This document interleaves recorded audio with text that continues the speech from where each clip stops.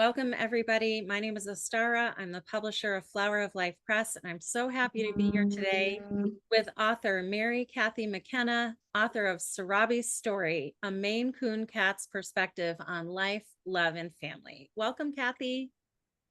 Thank you. It's a joy to be here.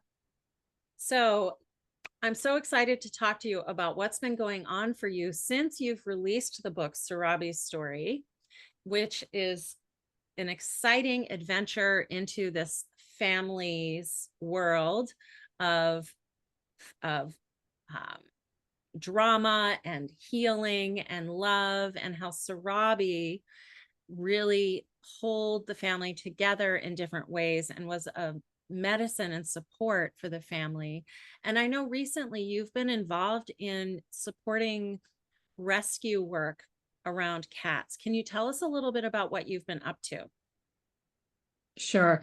It actually starts with my Sarabi, who is our matriarchal Maine Coon cat. She was the center of my heart. All of our pets we find we love, but there's some that become so much a part of you. She was the one that was able to keep me calm and still, especially at stressful moments. And she was the healer for me, and I was the healer for her. She died. We ended up trying to find a Maine Coon cat to add to our cat family. And instead, we've not purposely, but found a Bengal cat, which is another whole breed that is so exciting. Then in the summer, I was helping with a cat rescue. This was last summer.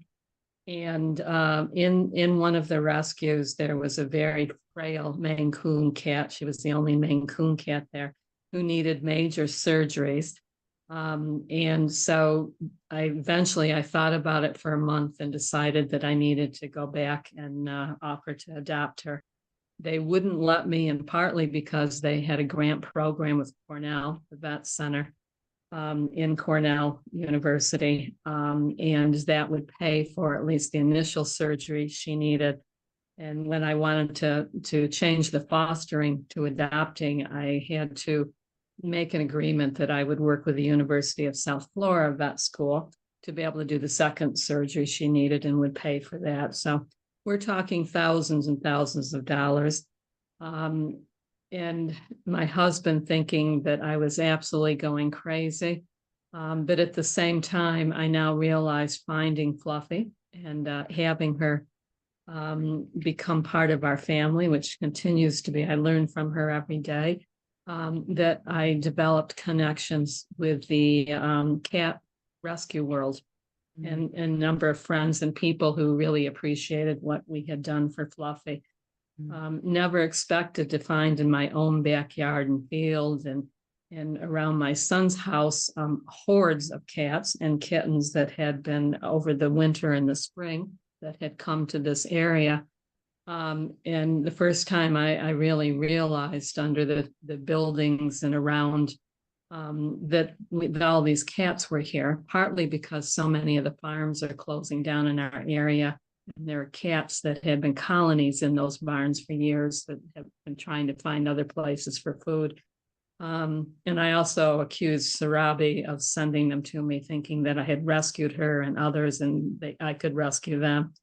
So I ended up, luckily, with connections, having friends that helped me be able to make sure they all got neutered and spayed. We've got 2 left of the what will be a total of 32. That's the kind of overwhelming that it was, who need to be spayed because they're both female. And we have to figure out how to place them. And we also have 2 more that have wandered into the yard that we are going to have to trap and bring in, and hopefully that will end so many that are out in my neighborhood that are not fixed, are not spayed and neutered.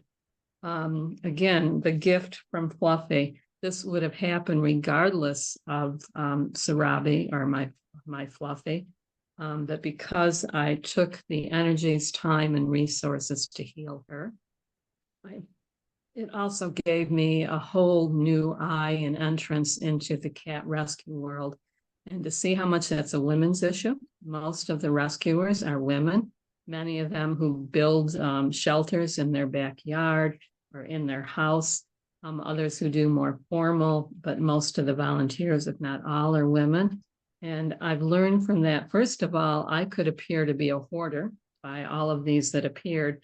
And having just promoted Sarabi's story, I certainly couldn't be seen as someone who's hoarding cats. I had to be seen as needing to care for the cats. And I felt there was a reason they came to us, as challenging it was. So because of my friends in the rescue world who give up their lives for this, I was able so far have placed 28 of the 32. So Wow. Congratulations, Kathie. That is such a beautiful devotional gift that you have given to families and to the cats who roam free sometimes and find their way to compassionate homes where there's food or where there's shelter or where they know there's love available. And I just really want to thank you for your work with Sarabi's story, with sharing with the world the power of our relationship with our familiars, with our cats, and how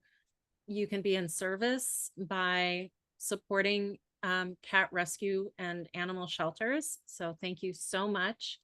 And I would encourage everybody to go onto Amazon and search for Sarabi's story, because it's a beautiful, beautiful story of a family of love and healing and hope. And Kathie, you are an embodied example of the power of love. So thank you so much. I think it's even more the power of women and Mm, the women's intuitive nature to have to nurture.